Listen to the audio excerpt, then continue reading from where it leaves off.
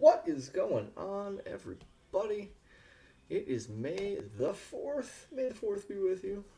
For all my Star Wars fans. Excuse me.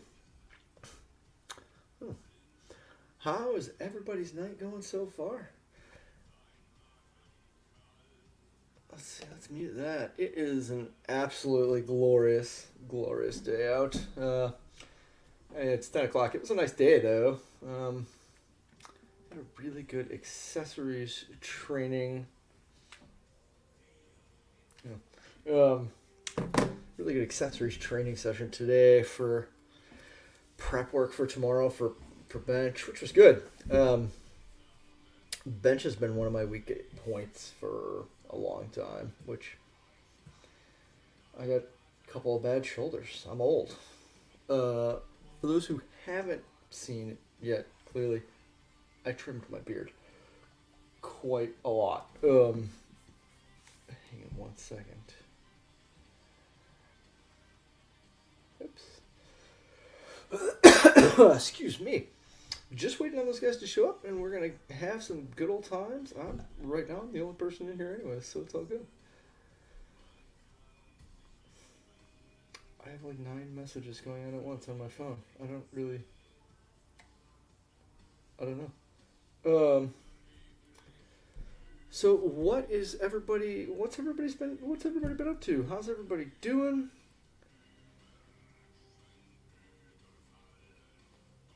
Yeah. Good times, I'm telling you. Good times. So we've got I've got some really exciting fun stuff coming up training wise. I'm in the week 2. Let me pull it up. I'm in week 2 of Cube Method. Round 2 of Cube Method. Week 3 of Cube Method round 2. So for those who don't know, Cube Method was written by Brandon Lilly. And it's a really comprehensive powerlifting program. Lots of fun. You go back and forth between heavy work, explosive work, and rep work each week, and then a bodybuilding day. And then like the next week is explosive rep work, then heavy work, and then rep, heavy, explosive. So it just keeps going around in that cube. Excuse me. So that you can help build maximal strength. And it's percentages of your your max efforts that you base off of for each of the weights. Excuse me. But for someone like me, I found that it's really been beneficial. I absolutely love it. Interesting. I absolutely love it. I've been having a really good time with it. I've actually found that my squats have really gone up pretty aggressively, which is nice, especially as an amputee. I've also changed from flat shoe squatting to squatting with lifts. So I'm using the Adidas Powerlift 4s instead of just using my on the other side there, instead of just using my Adidas Pro Match Courts, which are still the shoes that I use primarily for bench, and then I'm using the Sabo deadlift shoes for deads, which are really beautiful shoes, really nice, tight fitting. I put my Fat Grips handle on the pylon portion of my prosthetic so that I can get more of a flush leg feel with the actual prosthesis instead of it just being pylon and then socket being out a little bit. So what happens when you've got a prosthetic, when you're deadlifting, you want to pull that bar in close to your body when you're pulling, and when you're pulling up, for example, let me get my leg around here so everybody can see this. There we go. You pull up, it gets caught right there. That's really a dangerous spot for a bar to get caught when it's real heavy. And you're on the move to try and pull some good heavy weights, man. It sucks, and you'll hitch against the base of your prosthesis, and you'll dump weight real fast. For those who don't know, today we're going to be having on the guys from Ritual Apparel. Their new drop just happened to go out the other day. Really, really amazing shirts. Really, really amazing crew. It's got... They also actually have coming up pretty soon, June 12th, the Ritual Classic 2, their powerlifting meet down in Morgantown, West Virginia. Which, if you've never been to Morgantown, West Virginia, it is an absolutely beautiful area. It's a lot of fun. I'm going to try and make it down there. I don't know and I can't guarantee. But you never really know.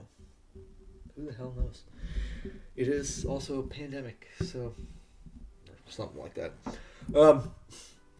They've got shirts, they've got women's specific clothing, they've got bottoms, they've got sweatshirts, they've got competition gear. So for their competition gear, they do have singlets, they have deadlifting socks, and they've got a shirt, a competition shirt specifically for underneath the singlet, which has the Ritual right here. It's a really nice, really comfortable shirt. All of their shirts are super, super comfortable. I've got 3 of the shirts now. I'm really happy with. They got some really amazing athletes. What is going on? I see him. He's right. He's messing with his camera. He's messing with it. Hang on. Let's get. Hello, Tim. Hey, how we doing? Good. How are you, buddy? I'm doing pretty good. I was just talking about the new shirt drop. These just came in today. I was super, super stoked that they came in too. Yeah, man, that's I love that design. Like it's like, oh my god, yeah, it's one of my favorites that we. Oh yeah, it's a really awesome retro look, retro vibe to it. I absolutely freaking love it. It's super comfortable. Thanks, man. I appreciate it. Oh hell yeah! How excited are you for Ritual 2 to be happening? The Ritual Classic, the meet. Yeah. Dude, I'm pretty stoked. We've done it before, and it was really cool to like get like FaceTime with people. You know, it's like our lives are so much on the internet, especially over the last year with you know, the what shall not be named. Yeah, man, it's really exciting to get, you know, into people's lives and into people's view. And also I'm just excited to see some cool lifting and some people that I haven't seen in a long time. So it's a selfish pursuit, honestly. Yeah, but it's an awesome pursuit. I mean, really, you have to think about it. I do have a question before we get into that, and I've got it pulled up, but it's in a different tab. Which Fed is it being lifted or judged under? USPA. Okay, very nice. So you have to also remember that there are hundreds of meets that happen all the time, but a lot of those meets the meet organizers aren't actually as involved. Like the guys from Kern, super involved all the time. You guys, super involved all the time. Most of these other meets, like I was researching meets the other day because I wanted to get into one locally, and I'm like, oh, there's one that's happening this year locally, and it's only a bench and deadlift. And I'm like, oh, weird. What? I'm like, what the fuck? Where you from? I'm up in Detroit, well, just north of Detroit, but. I do know there are like federation meets that happen around that area. I have a friend from Detroit, Anna Duchamp. I'm not sure if I'm saying her last name right. She's Squatting Unicorn on Instagram. If you don't follow her, you guys, whoever's listening to this, and you should follow her. I'm going to pull it up right now. Yeah, Squatting Unicorn is her name. She trains in the Detroit area, and I know honestly, man, like, I'll be real. Like, most powerlifters are going to pick the meet that they want to do, and they're going to travel to it. Like, oh, yeah. I've done that the last 2 meets I've done. Like, I lived in Illinois, and I traveled to Louisville to compete, and now I live in Daytona Beach, and I traveled to Miami to compete, which is like 5 hours away. I think that's just sort of the nature of powerlifting. You like chase down the meet that you want to do and the federation that you want to do it in. Yeah, definitely. So for those who don't know, you guys started back in 2017 uh, off of a $500 loan, which is insane. Yeah. Like, and you guys have built a cult following very quickly on not only on your designs but on your love of deathcore metal. I mean, because let's be real, that shit's the best. I mean, I honestly, so I'm blessed in that I have a gym in the house. I've got a full gym in the basement here, which works really really well for my needs. Like I've got a squat rack, I've got bench press, I've got chains, I've got 700 pounds in plates.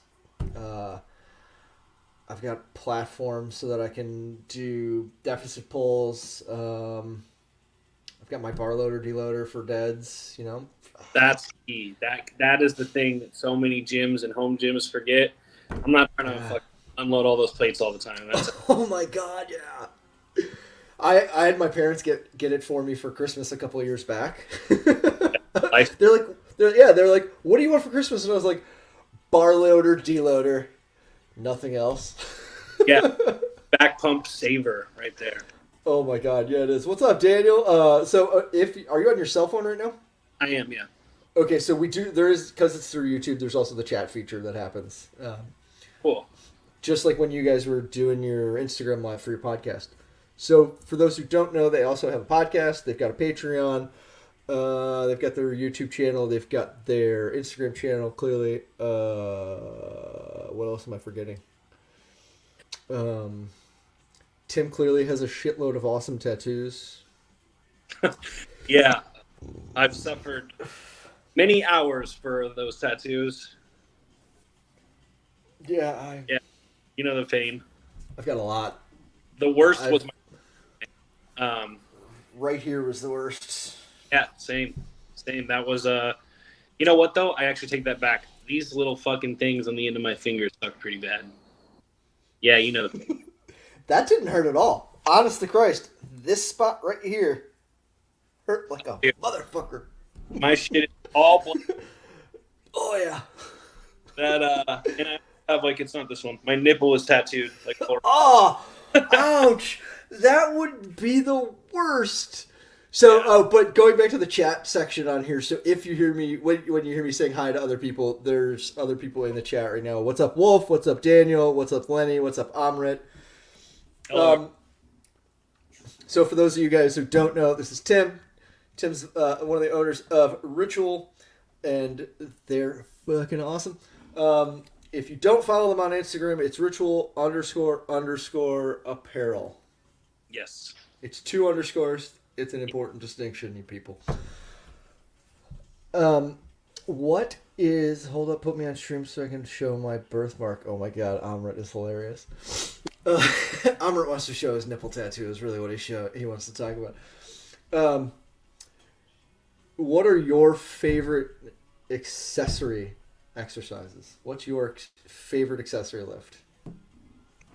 Oh man, this is gonna make me sound away because like, so I'm currently doing like a full-on bodybuilding split. I've lost like 20 pounds since my last meet, so that's like nice. all Congrats. I'm doing. Thank you. But dude, it's got to be like anything that's chest or arms. Like I'm such a bro at heart. Like at the end of the day, like I just want like a good machine or like some bicep curls. I love that stuff. Like I'm like my back is like a genetic strong point. So Nice. It's like not anything I've ever really had to like train super hard. Like it just like kind of got there from deadlifting. So like I don't super enjoy those things. Yeah. And plus we do so much of it in powerlifting. Like our backs are like everything in powerlifting. So it's like I'm like sort of bored with that. So like if I can get a good arm day, like I'm a happy camper. Like I'm the happiest camper. What program are you running right now? Or what program do you typically run for meet training? So the last 2 meets I've done conjugate training mostly. Love conjugate. I absolutely love conjugate. It suits me being sort of like very like chaotic and scatterbrained natured. Like I really and like I really like my favorite part about powerlifting is like those moments where you get to like really push hard against something, and conjugate provides lots for that. But right now I'm just doing like a standard bodybuilding like 5 day a week split progressive overload, and that's really it. Like I try not to overcomplicate the bodybuilding stuff, but I do think it's valuable at the end of the day because I think that a lot of powerlifters sort of miss that like fundamental muscle base. Yeah. Because we get really enamored by powerlifting because it's cool and then you get to lift heavy shit and all that. But I think that like having a base of like muscle mass is like pretty important. That's one of the things. So I'm actually on my second wave of Cube Method. Yeah. From Brandon Lilly, and I fucking love it. In all honesty, it's so simple in nature that it almost seems like a trick. Like, how is this working? Like, so Sundays is bodybuilding shit. You have 4 exercises that you do every Sunday, no matter what, and it's military press, easy curl, calf raise, abs. That's the minimum that you do on Sundays, and it's 4 sets, 12 to 15 reps. Yeah, yeah. And then Mondays is squats, Wednesdays is bench, Friday is deadlift, and you focus on your primary lift of like, so for example right now, let me pull this open, and I've got an Excel spreadsheet of everything for it. So I'm on week 3 right now. So bench tomorrow is 80%, 5 sets for doubles. Yeah. But then I know that after that it is whatever the fuck I want for accessory work, as long as it is beneficial. What's that? You have like an accessory pool for each day that you're supposed to pull from. Yeah, and it's truthfully it is, if the movement does not benefit one of your primary lifts, don't fucking do it. Yeah, for sure. So like when people do, I'm gonna do 400 5-pound shrugs. Why? No, do like 60 pounds. Do like 415. But it's, so I'll do bench and then I'll do skull crushers because I absolutely love barbell skull crushers. I'll knock out 135 to 185 on skull crushers, no problem, all day. That's great. I think that that's actually like a super underutilized powerlifting movement because it actually hits the long head of your tricep, that part that doesn't really show and that we don't really care about that much. But it's super, super important for that stability on bench. And that's one thing. It's really funny, man, because like I think bodybuilders understand that a little bit better than powerlifters because they're going for the aesthetic look. So they want that bulkiness on the edge of the knee. But like for powerlifters, it's super important because it stabilizes us during bench. And it's one of those like kind of overlooked muscles. But if you're just doing like a tricep extension all the time, you're just hitting that like short, that part that shows the most, basically. Yeah. So I'll do those, and then depending on the week, I'll do JM presses because those are really important, and a great core movement. Like I've found doing those, even at like, and I can do pretty heavy on JM presses, but I'll do them at 95 pounds, and I'll just focus on that movement, slow and painful, and then at the end of it, I'm just like, okay, I'm gonna go die now. Yeah. Have you ever done like rolling tricep extensions with the dumbbells? No, what's that? So it's like sort of a dumbbell variation of JM press. You'll descend like a normal bench, and then you'll do this, and then back, and then extend. And it's like another one of those. It's really similar to press. It's just definitely like a nice deep burn, kind of like a skull crusher. That's awesome. I'm gonna throw those in tomorrow. Shit. Yeah, start light. Yeah. That's a little weird. Well, I also just have you heard of the Grippedo? Mm-mm. So it's a grip device, but it fits on the end of your barbell, and it's shaped like a torpedo, and it's got like a 3 to 5 inch ball at the end of it. So I got the 4 inch one, and then on one of the fins, it's got a hook for a chain. So and it's just all grip work. So you're just doing this or reverse. It's sick. Like it is super sick looking, and the guys there are really cool. Really quickly, what's up, Tiki? What's up, Martin? And Amrit wants to know: do you recommend strengthening the core before squatting and deadlifting? What exercise do you recommend for the core and lower back? So, I mean, you can. There's definitely. I'll answer the lower back thing first. So, like, first off, I want to say that like I'm in no way a fucking expert. Like, take any of my advice just from my own personal experiences. But as far as the lower back goes, like a lot of like pain that a lot of people get in their lower back is like either hip pain or just like general tightness from being really immobile. But there is a ton of stuff you can do for the lower back. I mean, any kind of deadlift, RDL. There's the fucking hyper extension machine. Those are good. I think that really our core is more important than. I'm not saying your lower back isn't important. It definitely is important, but like our core stabilizes and keeps that in a safe position. And for the core, I'll always like go for stability movements as opposed to crunch or your ab or your like decline sit-ups or anything like that. And I really like doing decline sit-ups, but like your planks, your side planks, your Copenhagen planks, your ab wheel rollouts, like those kind of like ab wheels. Oh, dude, they're so brutal. They're so punishing. Oh God, yes. One of the other big things to do, Amrit, that most people really don't realize that they're ignoring all day, focus on your posture. Make sure you're sitting with your shoulders pulled back and your back straight instead of like I'm doing right now because I have terrible.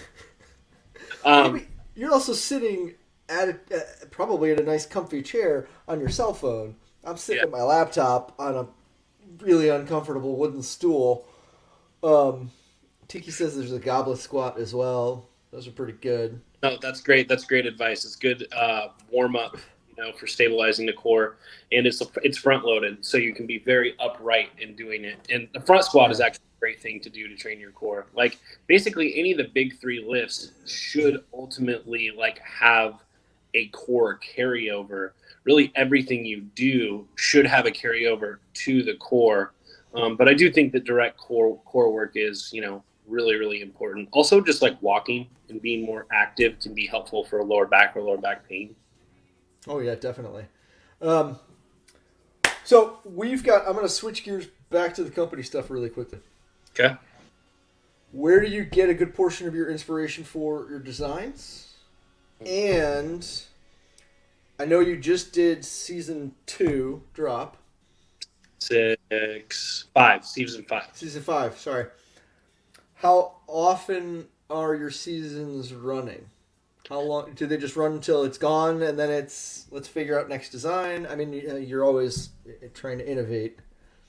Yeah, so the seasons thing, it basically is a really nice way for us to stay very organized, and basically like everything is like a capsule, right? Like it encapsulates an idea of something that we're trying to capture. So like season 6 is like a capsule of this idea of this collection of designs, right?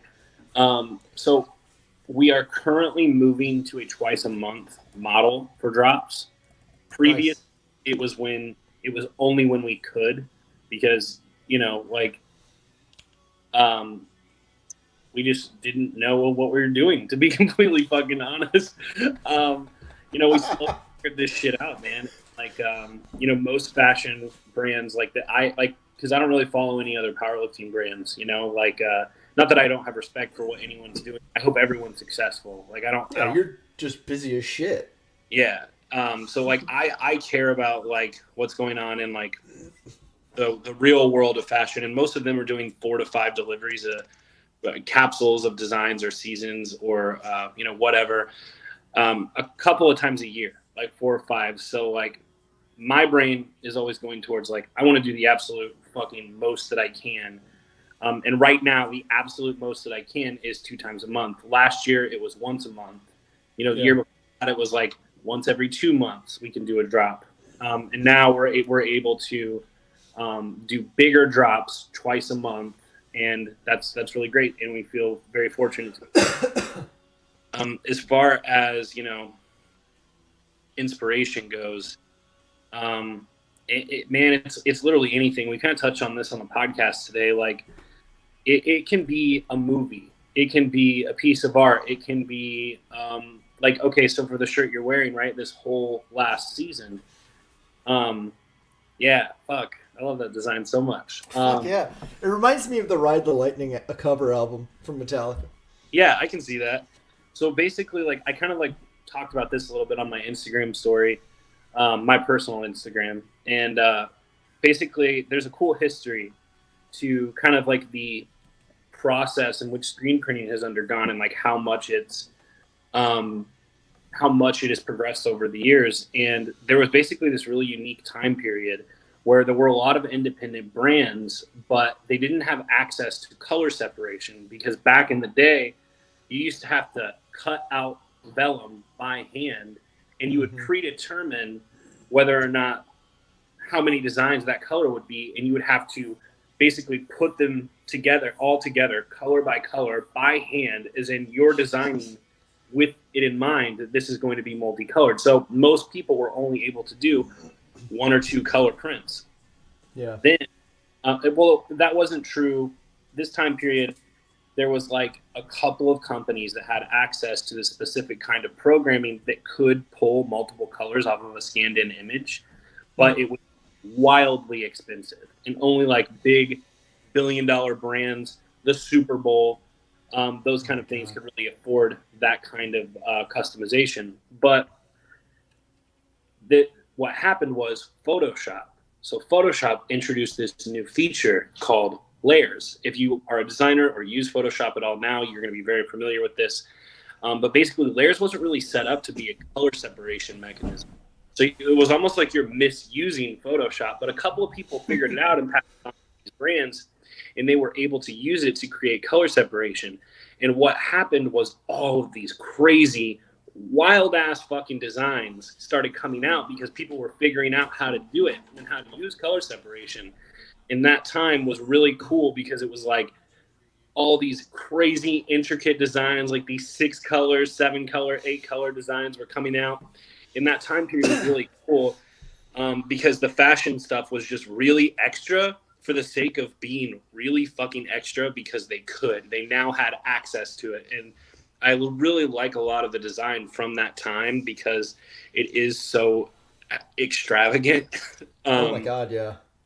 But, like, so that stuff is like based off of like 90s, like NBA championship t-shirts and like 90s hip hop and like that kind of stuff. Like, all very inspired by that. That's why there's like a gradient on almost all those shirts. And the one that there isn't, it was like a true one color, like stamp type of print, like I love all that stuff. And I think that it's unique in its own limitations.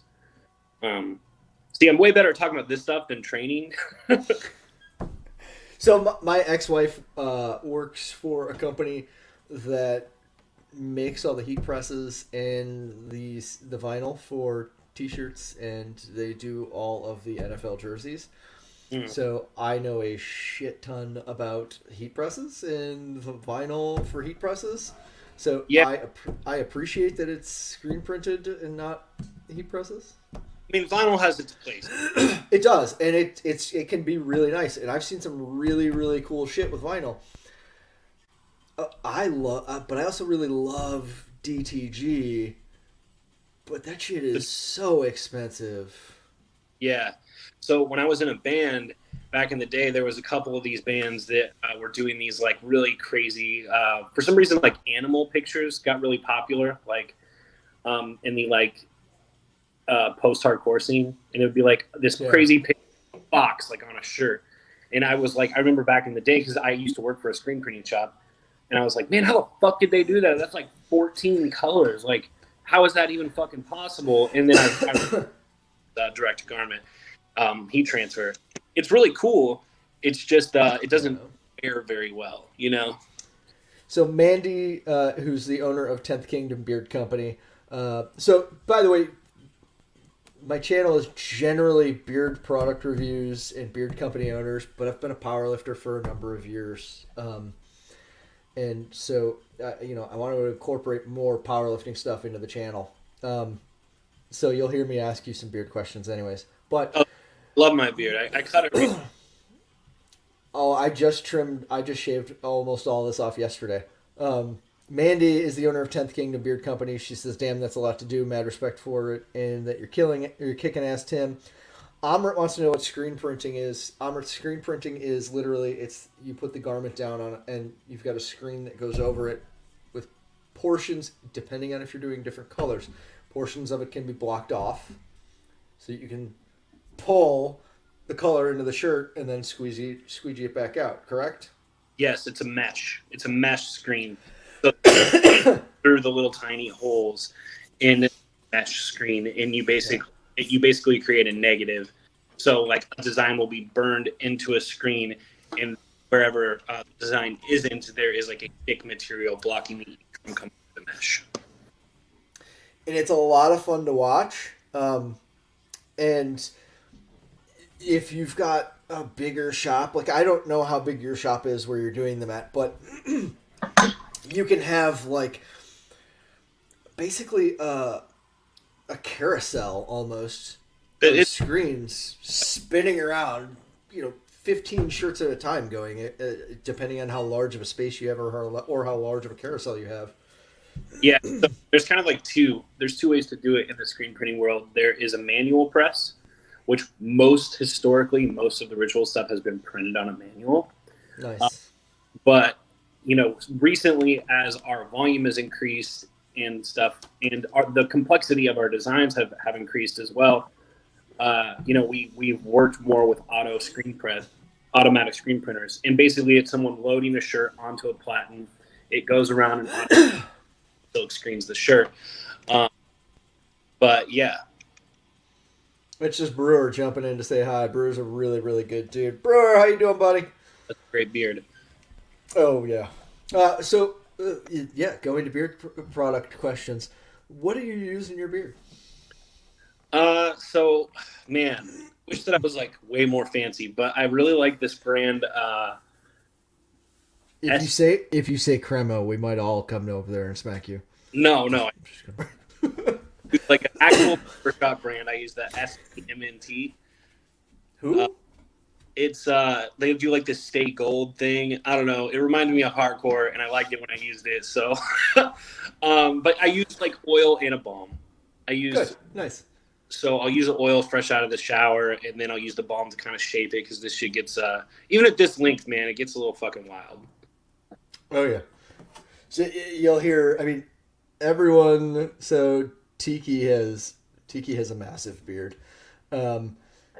Excuse me. Amrit's got a really good beard. Martin's got a really good beard. Daniel's beard is nice and it's about like that, I think, right now.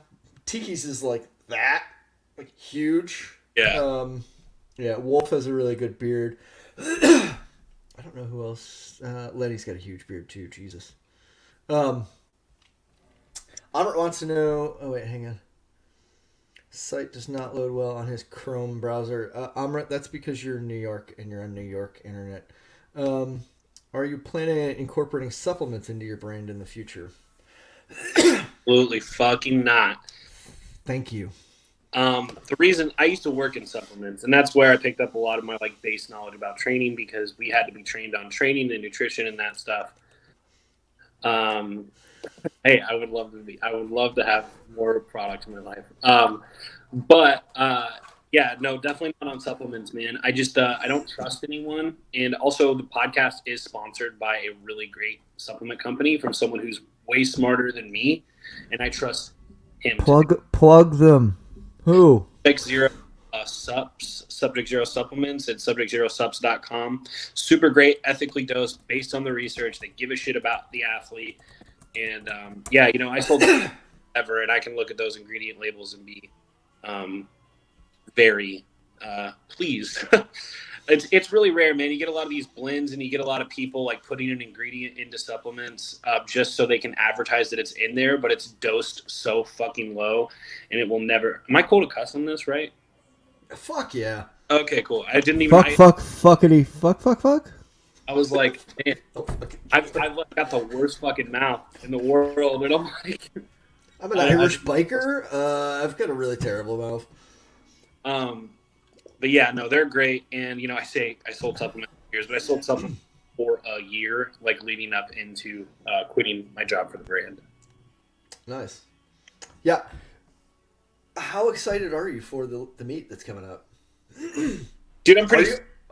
Are you guys all? I apologize for interrupting. Are you going to have a table with shirts there as well? Yeah, we've got a really crazy for the meat specifically, and then the leftovers will be released online the week following. But yeah, I'm really stoked, man. Like I like actually like don't love that part of the brand because it reminds me of being in a band and sitting behind a merch table and shit. But yeah, man, I'm pretty stoked. Like it's all the like core people. It's like all the people that I wish I could be around on a daily basis, and also like a bunch of new people that signed up for the meet just to compete, and I'm excited to meet them. But yeah, I saw a couple of people signed up from England that are like, "Oops, yeah, I'm not gonna make that meet." Really? That's I think all my homies from California are coming, and I like do not awesome. get an opportunity to like see and like be with them and hang out with them first ever. So that's really cool. Hang on one second. Amrit says, seems like all sups all have the same ingredients and are all just branded according to the influencers. Yes and no. I've seen some companies out there, and I'm not going to name any of these companies, but I've seen some companies who are like, we have 700 things in here. And you're like, no, you don't. But I've also... Like, I've worked with very, very closely other supplement companies who I know that their stuff has all that in it. And I know some other supplement company owners that I have literally had travel from New Jersey to here to come lift. And I would buy their stuff in a heartbeat. Brewer wants to know if I bought the last fanny pack. The two-word answer to that is fuck and no. Are you not a fanny pack person? I'm not a fanny pack person. So check this out, man. Okay, I was so blatantly against it. I'm like, this is like, I would never wear this, right? Like, I was so against it, and then Molly, my wife, pulled the trigger on it without my permission. And then you know what, dude? I ended up wearing it when we were not on my way. I would like side saddle it, and that was a way better vibe for me. Like, I've traveled a bunch through Europe, and I see him wearing it over there all the time, and I'm just like, oh, that makes me want to punch you in the face. You can punch me, dude. I've been punched. No, I would not punch you in the face. Amrit says he is not against supplements. Mandy, I do not have it. She said he's so full of shit he has it because I saw it. Mandy is a very good friend of mine. I adore Mandy to the ends of days. She's a fantastic person. So I give her shit constantly, and she gives it right back, which is fantastic. It's funny, man. Like, it's so funny how flip-flopped I have become on the subject of fanny packs, because I used to talk so much shit on them. Like, I would make fun of people. Like, I'm a master roaster. Like, you don't understand. Like, I'm a dick. I'm really... But the fanny pack thing, man, like, we made it, and I liked what we made, and I was cool, like, very satisfied with the design and how they came out. Yeah. And I haven't even looked at them in all honesty. Then I started seeing them pop up in some like higher stuff. And I like the side saddle look. I can't lie. Like across the shoulder, it's kind of a cool vibe. I'm not against it. I'm looking at it all right now, actually. No, I did not buy that, Mandy. I'm sorry. I bought. I got this, and I bought the competition shirt. Gym bag. There's a good one. Yeah, I know those look really, really awesome, but those are sold out too. Yeah, that's kind of the thing, man. Like everything, we don't do that on, but like everything does typically go pretty fast. Oh yeah, but I like that though because then it's not. Oh my God, we have 900 of these shirts sitting around because we thought we would sell 900 of these shirts. What the fuck are we gonna do with 900 shirts? Yeah, it's like a very like streetwear model to do things like that. To do things in specific drops, they sell out, and then you just move on to the next thing. But it really angers some people that aren't familiar with it. So like I like kind of like the Supremes and like Nike drops that sell out. I like that people can have something like very special, one of a kind that's not going to get produced 1,000 times. And like honestly, man, like by the time something drops, I'm tired of looking at it, and I don't want to do it 500 times. Yeah, it's understandable. I mean, because you're doing all those screen prints. I mean, you see it over and over and over again. We don't screen print ourselves. Oh, nice. In the future, we probably will like invest in our own screen printing shop. But like as of now, we are not hands on with that. That is done by a very close friend of ours who plays drums in our band. What's the name of the band? It was a band. The last band that I did that toured and did all the stuff was a band called Our Lady. It is like post-hardcore type of stuff, like emo, hardcore, weird stuff. It's weird, but you can check it out. It's on Bandcamp and Spotify. Who's your favorite band? My favorite? I don't have a favorite band, dude. I'm crazy. I'm like a musical. Dude, I get so upset. I have this thing, man. Like I'll find something, and I will want to know every single thing about it. Like I don't like to find myself like by one thing. Like I'm not just a hardcore dude. I'm not just a hip hop dude. I am not just a metal dude. Like I like to learn about everything. If I like it, I want to know everything about it. So I could never pick my favorite band. Right now, I'm listening to trap metal a lot. That's like the thing I'm listening to a lot. What is trap metal? If anyone that wants to check that out, some good ones are City Morgue. What's the other dude? I can't pronounce it. It's like I'll pull up my Spotify right here. It's like Matsuka or something. Okay. Matsuka? Maybe.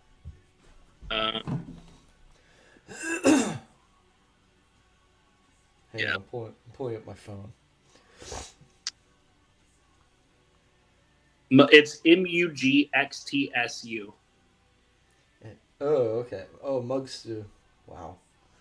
And Poya is another like good like one like that. It's all really weird stuff. Basically, like I always really try to keep like within my scope. Like, what are kids doing? Mandy. I'm not a big fan of Ginger. What is that? She said Ginger. They're really cool. What is it? It's a band. Let me pull one up. Oops. Like Scissors, I guess, is one of their songs. I'm not a giant fan of Ginger. I love a lot of like Slayer, old school. I mean, I'm old. So Slayer is always fantastic to me. Hang on.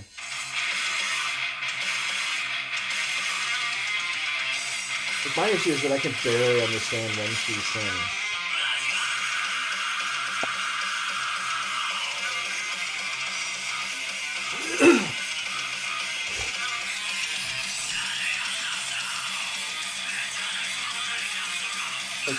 I don't know what the hell she's saying.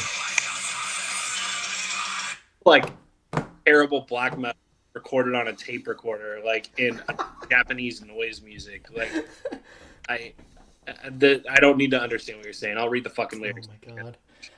I am in a music video for a metal band. Oh yeah? What band? Push Pull Destroy is the name of the song. Let me pull it up. Give me 1 second. Yes, sir. Oops. The band is called Battlecross. Okay. They're local to the Flint area. Really nice guys. Really, really nice guys. but they did their video down at the abandoned Packard plant in downtown Detroit, and I was asked to go be in it. And I was like, fuck yeah! It was a lot of fun. It was videos in like some abandoned warehouse. Like there's like 7 million of those. There's the rooftop. There's the field. There's the abandoned warehouse. This is like where metal bands do things. Oh yeah, and it was really funny because, like I said before, I'm a biker, and I saw them. Like I did their video. I've seen them a couple of times when they've played, and I'm just outside of Detroit. I went to Tinley Park, Illinois, for the Rockstar Music Mayhem Festival. Rob Zombie was headlining it. Amon Amarth was there, and I love those guys. I've seen them a shit ton of times. But the guys from Battlecross were there.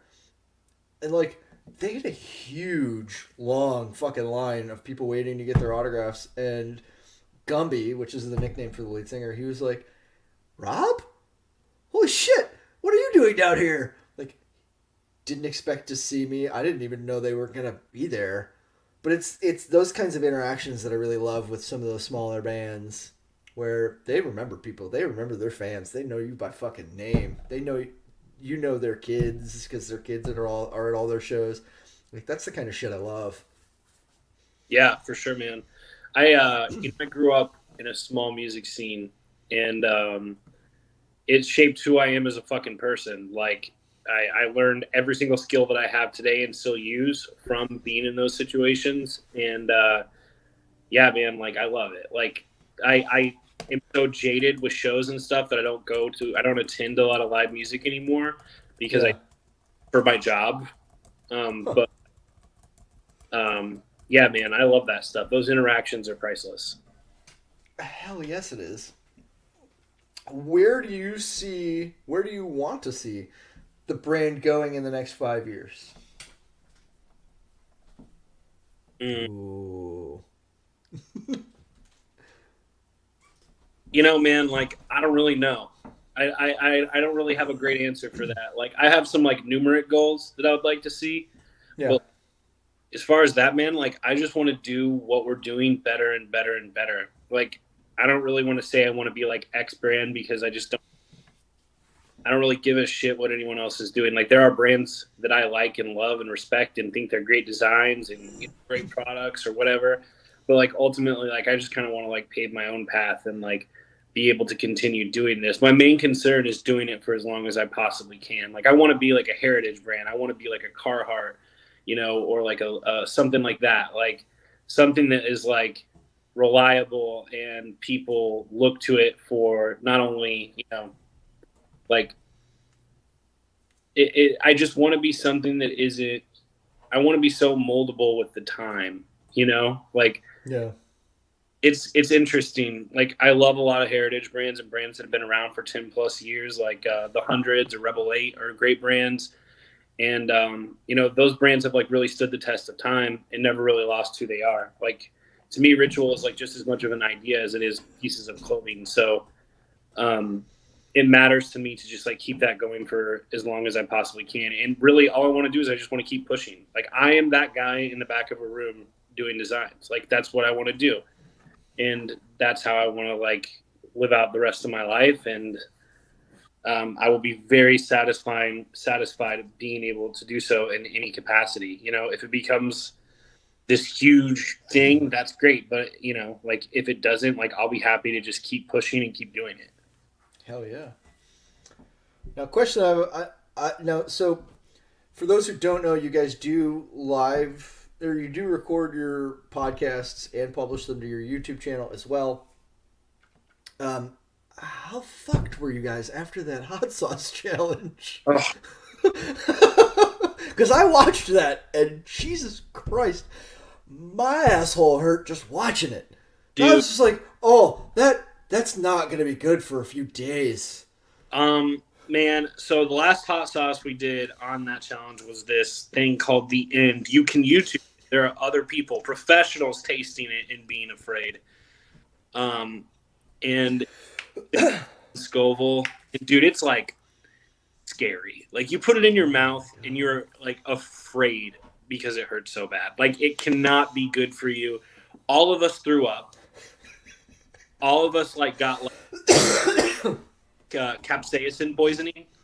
Oh, and, my like, God. acute gastritis. So, like, we were, like, getting these, like, crazy cramps and shit in our abdomen. Like, Emery spent, like, most of the night on the bathroom floor. Like, I curled up in the fetal position in my bed and just, like, went to sleep until it stopped hurting. Like, the pain of the hot sauce was awful, but it wasn't as bad as, like, the after effect. Yeah. I could imagine. Like, how many days did it legitimately take you to get over that? Probably about 2 to feel, like, good again. That's that's insane. Are you going to do another one? Fuck no, bro. Like, I'm doing that again. And Emery's... Because he was, like, the one that was, like, he doused our wings, dude. We didn't, like, do, like, a little drop. Like, they were smothered. Oh, yeah, you could see. And then even, like, Trish was like, hey, I'm excited. This is going to be great. And then she was like, I feel like I'm dying. Yeah, like, it's so funny. If you listen to some of the words said at the beginning of that podcast, it's, like, all egos. It's, like, everyone's like, oh, we got this. You know, except Molly. Molly's the only smart one. I would probably make it through, like, 2 of those. I'm Irish. I do not have a good stomach for spices.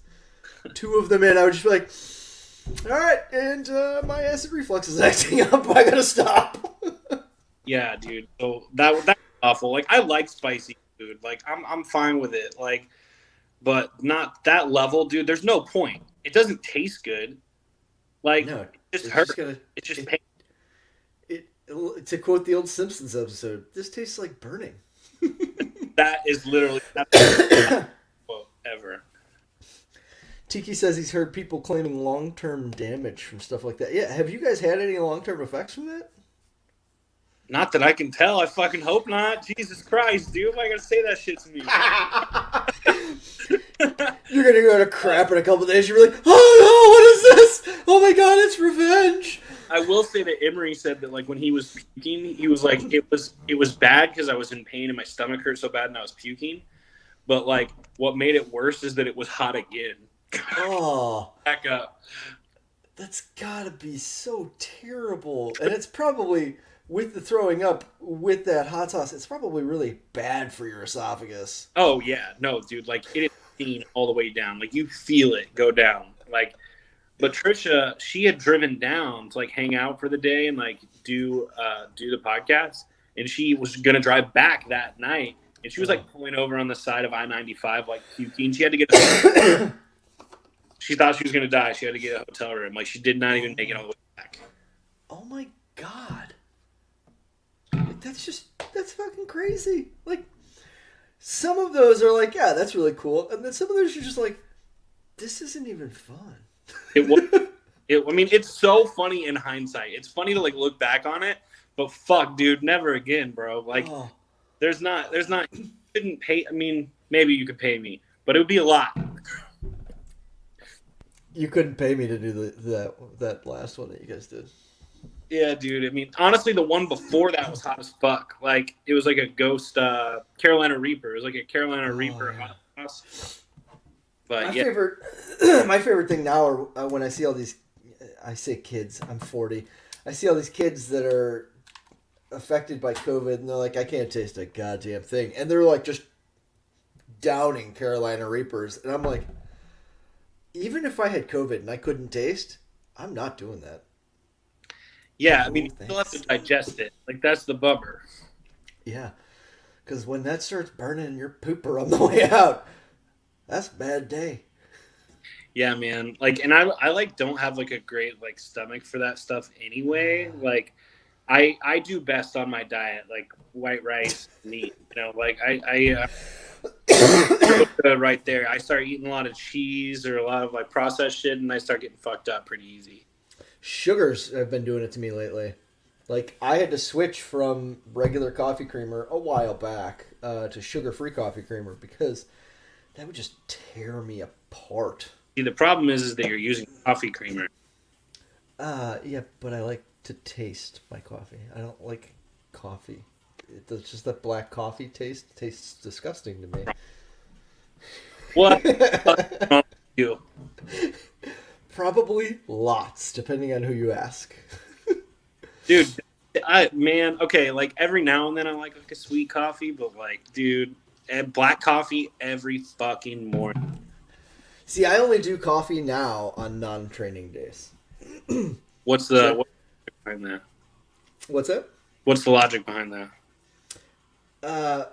Because I train early in the morning, so I will get up and then, I'll eat and then I'll take my pre-workout and then I'll lift. Pre-workouts. So, what's that? So your pre-workout's kind of like your coffee on training days? Yeah. So if I get up and drink a 18-ounce cup of coffee and then want to go squat, I'm gonna get part of my warm-up done and be like, "Yep, I gotta go shit." That is the thing about coffee. I don't want to be in the hole with 315 on my back and be like, "I gotta crap. I'm gonna poop my pants. This is not gonna be good." Hey, caffeine in general is diuretic though, so the pre-workout Oh, yeah. can do. Oh yeah, and it does because I'm on where? Oh, it's downstairs. I got Redcon 1 Total War Patriot flavor. For shit. What's that? That stuff does not mix up for shit. Like I've had it, Yeah, it does. and I just did not like it. It always like got grainy on me. I haven't ever had an issue with getting grainy on me, thank God. But I'll do that, and then I'll do some BCAAs during lifting, and just a shitload of water. I'm almost to damn near 2 gallons of water a day because Holy, I don't drink. I mean, I've got almost 15 years sober, and that's so great. thanks.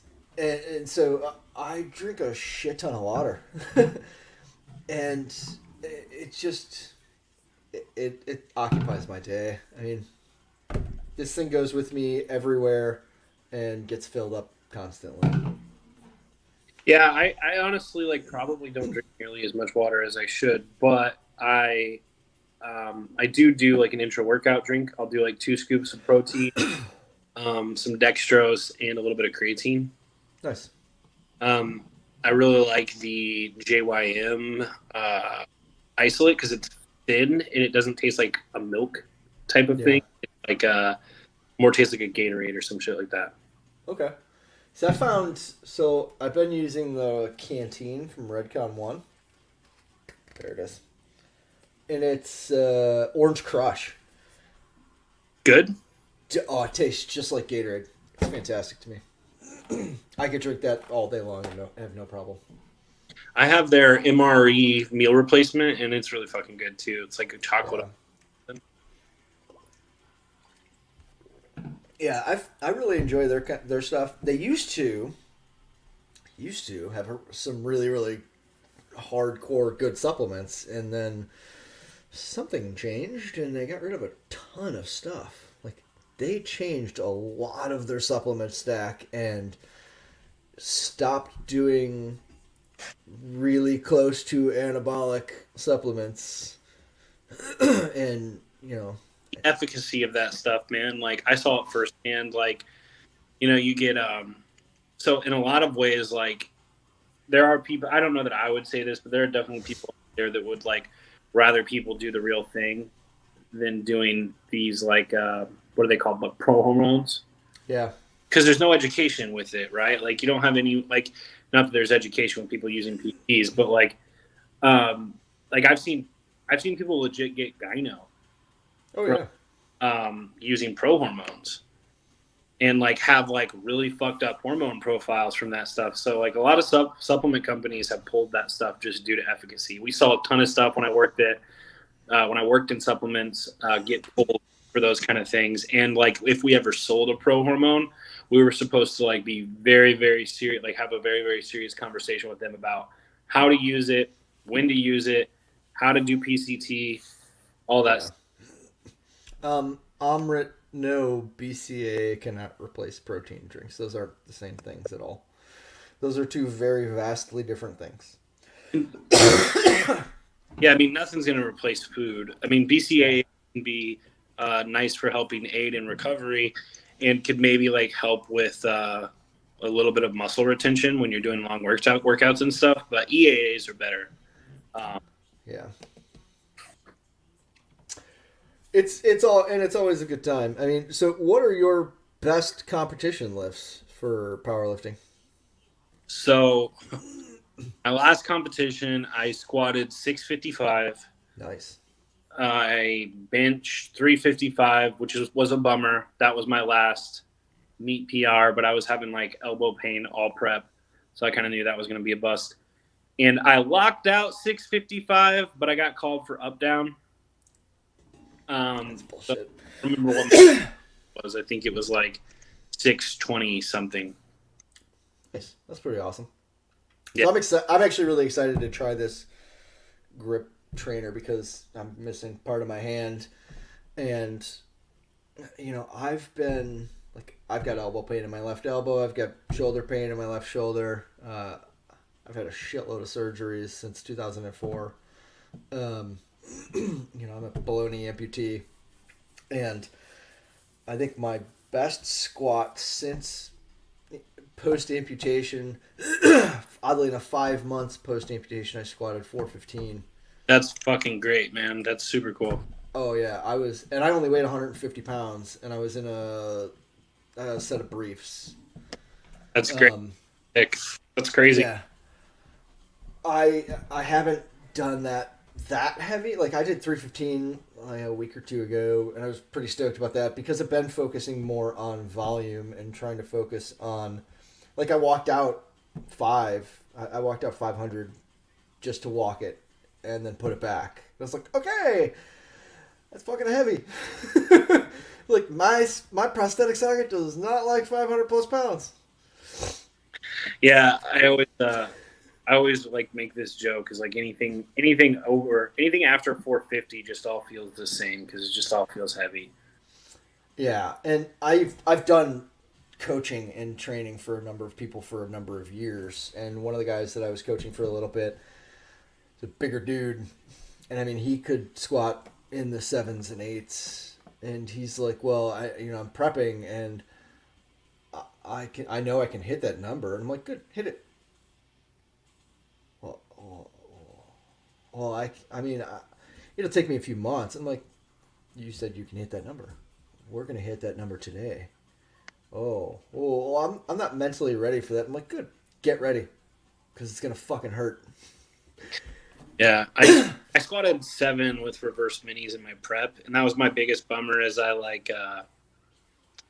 don't remember what I did. I was like very fucked up on meet day, but I did something weird on my second attempt. Oh, I stood way too close. I have like a pretty wide squat stance normally, and I stood really close on my unrack, and it just kind of got ahead of me, and I missed it. So I never even got to attempt 7 on the platform. I never even got to like try it. Oh, damn, that would suck.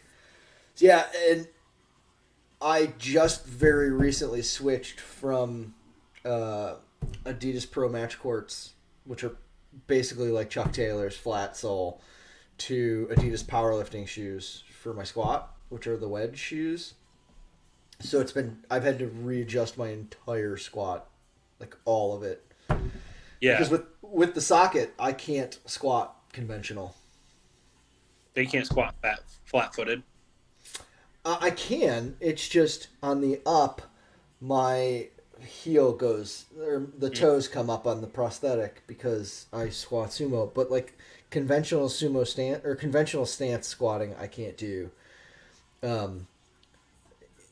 It's like I've tried it and the balance is not there. Like I fall. When you're saying conventional or sumo, you're talking about your squat? Yeah, stance. So my feet sumo or my feet close. Okay. Yeah. Yeah. Yeah, man. I mean, like, so I have like pretty terrible ankle mobility. So wide stance, and I have pretty strong hips too. So like, I've always done wide stance, but now that I'm in like an off season and I'm losing some weight and I've decided I started using some lifters. Yeah. I'm using the Reebok Legacy Lifter 2s. Oh, how do you like those? I actually really like them. They're super solid, very stable. I like them a lot, and I've moved my squat stance like a lot. Like it is very narrow and straightforward now, and I've squatted like 405 for a set of 5 with it, and that's the most. Oh no, I squatted 500 with it. Nice. It was fine. It's definitely just different muscle groups, though. Like, I gotta get my dog up. Hang on 1 second. Sorry. Oh, you're gonna go over there. Okay. My dog was coming to bed. I mean, I'm gonna start this coming week trying a narrower stance, but just keeping my knees outward. Because like my issue with the prosthesis is if my feet are closer together, the mobility and the stability just isn't there. yeah, I can see that being a thing. Like, Oh yeah. those challenges, though, man. I mean, like, it's cool that you're even fucking doing it. Like, that's pretty fucking dope. So either way, like, even if you stick wide, as long as you're still moving the bar to depth and back up, who the fuck cares? Like, which is funny because I deadlift conventional. yeah, me too. I got short arms. Yeah. And I used to, but pre-amputation, I only deadlifted sumo. So, if you don't mind me asking, what was the cause from the amputation? So my amputation was June 15, 2017. What's up, Beards and Shenanigans? How you doing, buddy? I had staph MRSA and a bone infection after my 5th foot surgery. Oof. Yeah. And then I had a PICC line for 6 weeks, and then they finally took the screws out of the big toe, and then the 8th surgery was the amputation. Man. What was like the root cause of all this? Like, so I had hallux limitus in my big toe. So your joints are normally like this. Hallux limitus, your joints like that. Oh shit. So and then I had a bone spur like right around there, so it would come up and stop, and that was just in the big toe. And so I've shared the people who are on like and show up for a lot of my old beard talk shit. They're probably so tired of this. This is what staph, MRSA, and a bone infection looks like in a toe. This is my warning for people who are freaked out by shit like this. Holy shit. Yeah. But that's how much hardware I had in there. That's crazy, man. Fuck. Yeah. But I woke up post-amputation with this. So hard cast and a temporary prosthetic right away. And, I mean, I was up and walking that night. So, I mean, like a couple hours after I had my leg cut off, I was up walking. Hard ass. And they tell you, they're like, you're going to be in there for 10 days. And I was like, 2. I'm like, no, really, it's 10 days. I'm like, you get 2. I had my amputation June 15, 2017, which was a Thursday. I was home Saturday morning. That's great. That's cool. And they were not happy with me. And then 2 weeks later, they took the hard cast and temp off. And then I got home, and I went right into the basement and started deadlifting on one leg. Because I'm really stupid and I'm stubborn, and I wanted to see if I'd be able to do it and how my mobility would be and how my stability would be on one leg. And I got up to 185 for triples on one leg. And I was like, okay. And then I put it down and I was just like, I'm not going to do that again for a little while.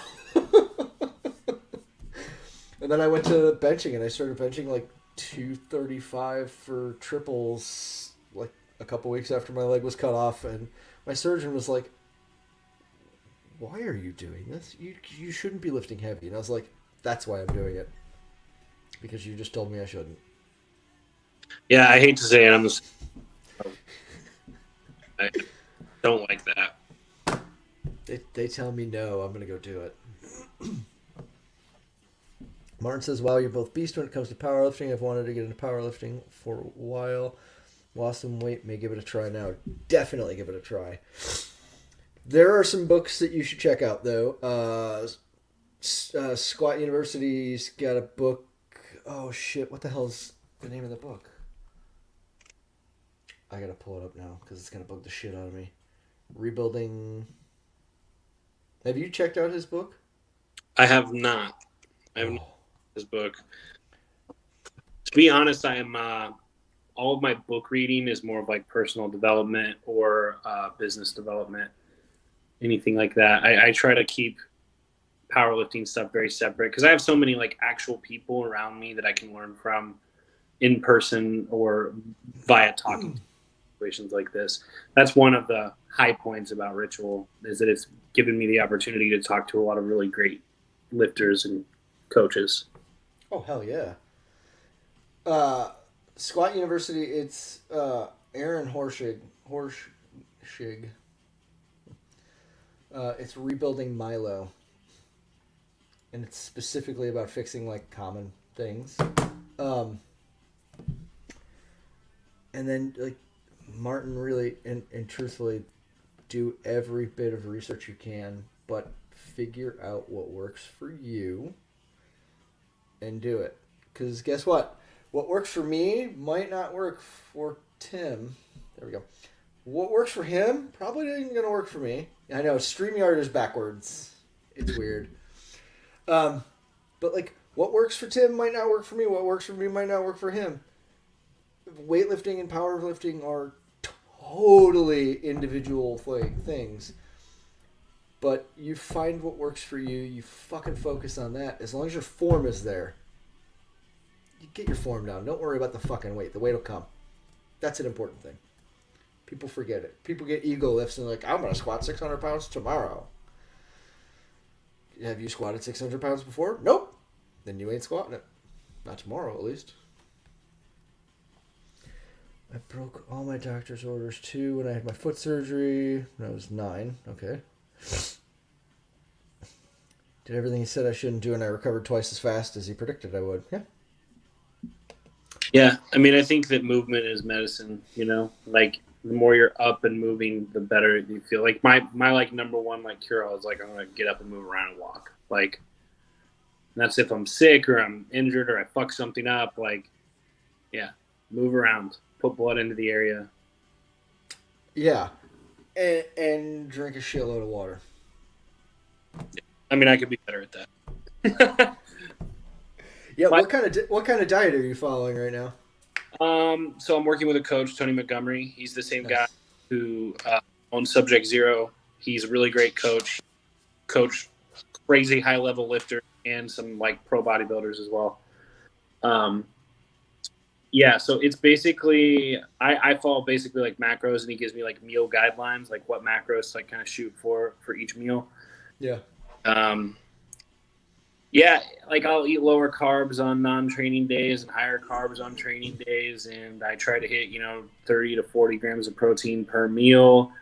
And I do cardio 3 times a week on a stationary bike, and I do sprints after my workout. The hydration thing is more like me like sticking it to my wife because she's like such a proponent of water. Like she's like, I'm gonna drink so much water all the time, and I'm like, cool, I'm gonna not do that because you're like, you can drink my allotment of water for the day, honey. I do drink water, man. Like but it's funny because she's like, do you think you're dehydrated? I'm like, nope, it's definitely not that. Like whatever it is, it's definitely not water. That's absolutely awesome. What's your favorite tattoo that you have? Aha.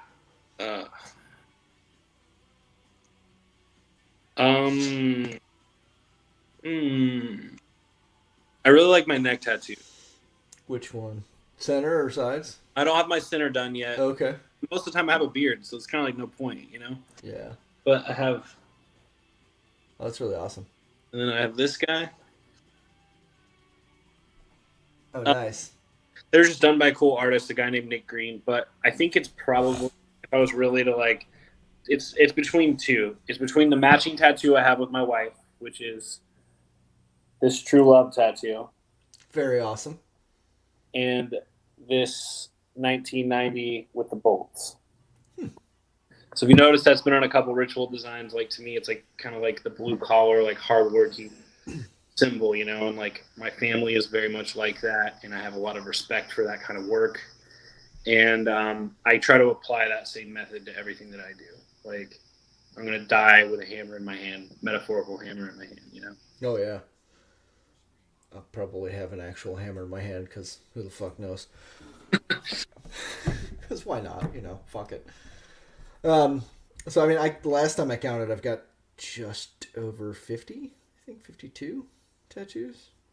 Oh man, no idea, no idea. And I've got one that's on my chest, and it's a little family saying. It says your mother, your brothers, yourself. That's probably the most important tattoo on my entire body. Yeah, for sure. I mean, I got some other important ones. It's just a lot of my tattoos too, though, are just like I thought it fucking looked cool, so I got it. Like, and that's it. What is that? It's a fucking gas mask. Yeah. Oh no. Like I have like this too from my band, and I have like a PMA tattoo. Nice. And, I saw you've got the black flag tattoo. Yeah. Other side, yeah. I got a black flag tat. Like my chest is all fucked. I got this crazy one on my knee. How much did that fucking hurt? That sucked dick, dude. But I was like, I don't drink. Like I'm not a drinker. Like I was, but like during that, like I was at home. Like I was visiting home. My homie has done like 90% of the work on my body. Yeah. And he was like, "Hey, you want some of this whiskey?" And I knew I was about to get my fucking knee tattooed, so I was like, "Yeah, for sure." Like, and I was really drunk and ignorant during the whole thing. But tell you what, man, like it was cold. It was in the winter. I got that. Wearing pants after that was like fucking off. So I was talking with my tattoo artist about doing my elbow ditches and doing my elbows, and he was like, if you ever decide to do your elbows, he's like, use this for about a week beforehand. So it's a lotion. Mm-hmm. It's a super old school lotion. But he's like, use that for about a week beforehand before you do absolutely anything. He goes, now mind you, for my family members who are definitely going to end up watching this, I did not recently purchase this. I have had this for probably 10 years. But it's, hang on. Daniel, have a great night, brother. Thanks for being here. I appreciate it. Daniel has his live stream on Thursday nights as well. He's like, it will make your skin accept the ink a shitload better. But it also make it just glide a lot easier. It'll make your skin a lot softer instead of, because your elbows are like, you can pinch your elbow and not feel anything. Yeah. I mean, really what hurts, my wife has her elbow blasted. She also has her kneecap, in her stomach, in her entire back. Jeebus. In her armpit. Well, ow! Yeah. What does she have in her armpit, may I ask? So it's not fully in her armpit. It's a cowgirl, like, and the head is here, and the hat, like, goes into her armpit. Oh. And it was just to finish out her sleeve. That's why she got it. But, yeah, so after my experience with my chest, which, like, it is a very large tattoo, man. Like, it is a very huge tat. And I was having a lot of trouble sitting through those last couple of sessions. And, like, I'm not, what's a nice way to say this? I'm not, like, averse to pain. Like, I'm pretty used to it. Getting tattooed for a long time now. I've got some really painful areas. But the needles that they were using were so huge, and I was so fucked up from it. I started using this stuff called Mithra Plus, and it's like a numbing cream. Okay. And it actually helped a lot, like just be able to get through it. I wouldn't say that it completely silences the pain, but it makes it tolerable in these like really shitty ass areas. So, yeah. Yep. My half shirt is, let's see, it was 3 sessions. And I mean, it goes all the way up to here. Japanese stuff? Yeah, it's a giant dragon fighting a koi fish. Oh, that's dope. Yeah, that's The first but session was fucking sternum though. That sucks. That's like one of the worst parts. Yeah. yep, that fucking right. Just right. Fuck that bullshit. I'll never do that again. The first session was 10.5 hours long, and it was the entire outline and all of the coloring of the dragon. Yeah. And like my tattoo artist, like he was up here, and like I've got pictures, and like there's ink spray all over my face from him doing them, and he's just like, "Are you doing okay?" And I'm like, "Yep." He's like, "You're like really quiet." I'm a talkative person. He's like, "You're being real quiet," and I was like, "Yep." Hurts real bad, dude. Yeah, I was like, "Yep." I'm holding my breath when you get to the painful parts, and breathing slowly and controlling my breath. And he's like, "Okay, I get it." Yeah, that's my favorite question, especially like the one I have that dagger. Is it on this side? Yeah. Like a dagger on my head. And everyone, like, every time when they see, they're like, dude, did that hurt? And I'm like, no, dude, they were licked on by fucking kittens. Yeah. Like, yeah, they fucking hurt. Every tattoo hurts. They hurt. It doesn't matter where the fuck they are. I mean, they're painful, but if you're probably like me in that you enjoy getting tattooed. Like, I love getting tattooed. And for a long time, I used it as pain replacement therapy because pain meds do not work on me. And with all the shit that was going on with my foot, I was in pain constantly. So I kept going, getting more and more tattoos. Well, I will say that you're probably better at dealing with pain than I am. Like, just people who have, like, not acute, but I'm totally brain dead. This is like getting, it's pretty late for me in my brain. Yeah. But, like, people who deal with pain basis, like, are always going to be better at getting tattooed because it's an acceptable amount of pain where you can, like, live with it and grit through it, obviously. Yeah. But yeah, man, like I don't hate it. I used to love it a lot more when I was younger. As I've gotten older, I definitely like dislike it more and more. Yeah. How old are you? 31. Oh, you're so young. I know. Yeah. I'm going to show you my favorite tattoo that I have, but I'm going to show you the picture of it first. And I've shared it with people on here a number of times. I got this less than a month after my amputation. Oh my god. Because you gotta have some fucking fun with that kind of shit. I mean, really. You just gotta have fun with it. And my tattoo artist at that point in time was just like, I really am not kind of comfortable doing this tattoo. And I was like, dude, I don't care. This is the tattoo that I want. I don't, man. I don't have any funny tattoos. I have one that was done in this dude's living room while I was on tour with a sewing needle. Oh, that does not sound comfortable.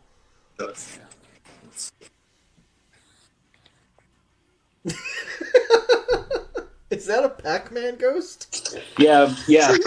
His name's Norman. That's awesome. Yeah, that's my worst tattoo. Have you ever heard of Lurking Class? No. So it's a different brand that's out there, and they have this skull. It's like a Reaper with a small skull on it, and like he's kind of just like this. Mm-hmm. And I thought about getting it on the residual limb at the fold of where part of the healing process was, and I'm like, that's really cool and would be really funny if people would ever actually see that. But A, nobody's going to see it.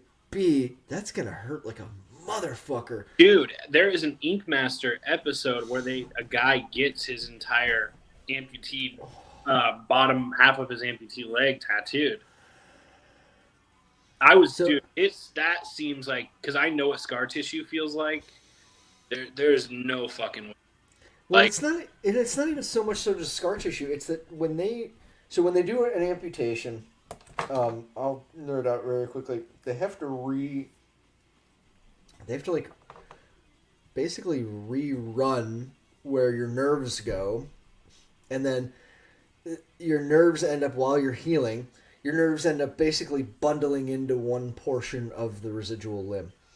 So what happens with a lot of amputees is they'll have a small section of the limb that is super sensitive, and mine did it too. And it's like looking at it, and I'm like, oh, I get that. No, actually, that's where the fucking bundle of nerves is right at that fold. And I'm like, no fucking way. Like I tap that. I just do that on that bundle of nerves, and I was like, oh, nope. Yeah, It's man. insane. Don't blame me on that. That seems like hell. Like I wouldn't want to do that. There's a couple of areas like the body that freak me out that I know I will inevitably have to do. Like a really popular one that girls get a lot is that space under your butt and your hamstrings. Yeah. And I feel like that would be murder. Like I just feel like that spot is such a sensitive spot. Or even the butt itself too. I you know what, I feel like that might be okay. I might be able to live with that. But that doesn't really freak me out that much. See, it's not so much that it freaks me out; it's the healing process for that one. See, that freaks me out because I'm a germaphobe. Yeah. And it's insane. Dude, I was freaking out about my hands. Like when I got my hands tattooed, I was like, because I'm like such an avid hand washer. I was just like, yeah, I'm not gonna stop washing my hands. And he's like, okay, but like, you could like try to limit it and like apply lotion after. And I'm like, no, I'm gonna wash my hands just as much. Like, and I do have some fallout on my tattoos because of it. Oh my god! Like this one's new, and I mean you can clearly see there's some fallout on here. Is that there we go. Other thing? What's that? Is that like from Resident Evil or? No, it's actually my family crest. Oh, okay. I've got it right there too. I'm weird. I'm very, very family oriented. I have my family crest tattooed 4 times on me. Yes, 4. I've got it here. I've got it here. I've got one on my back and one on my right leg. Crazy. Yeah, it's good times. June 12th, Morgantown, Pennsylvania. That shit's coming up soon, man. West Virginia. Morgantown, West Virginia. What did I say? Pennsylvania. It's so fucking... Morgantown is so close to Pennsylvania, though. It is, yeah. And I'm so used to being in Pennsylvania. So, Morgantown, West Virginia.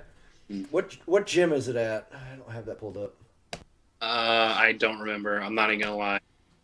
Uh-oh. Hang on. I'm pulling up the form builder right now. Where?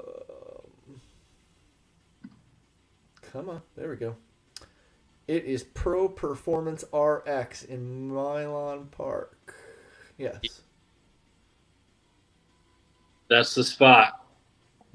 Boom shakalaka. June 12th. God damn it, that's so close. It's insane to think that we're already close to June. Morgantown, West Virginia at Pro Performance RX is the next Ritual Classic meet. Ritual Classic. Oh my god, that's going to be an awesome, awesome fucking meet. I'm telling you. Who are you most looking forward to lifting there? Oh, man. I don't know. Probably. I'm excited to see Garrett. That'll be a good Garrett. set. He's competing, so I'm excited to see that go down. That'll be cool. That'd be really fucking awesome. Ritualapparel.co for everyone who is still in here. There's a couple of us still in here. Ritual__apparel on Instagram. You're on Patreon. You're on YouTube's. And you've got your podcast. What else? Give us some good wisdom before we head on out of here. Good wisdom? Yeah, something, brother. Hey, we talked about this at the beginning of the podcast, but, I started this brand with a $500 fucking loan from PayPal. So, and I'm some dirty band kid from Illinois, I was able to do this just by learning everything that I could and reaching out and talking to people. So if you're trying to do something, you're unhappy with your life, or you're unhappy with your job, you're unhappy with the way you make money, you always have the ability to go on and learn more and take chances and take risks in order to improve yourself. That's my wisdom. Fuck yes. Stick around for a second. I'm going to hit end. You guys all have a wonderful night. I will see you guys next time. Tim, thank you very much for coming. I truly appreciate it.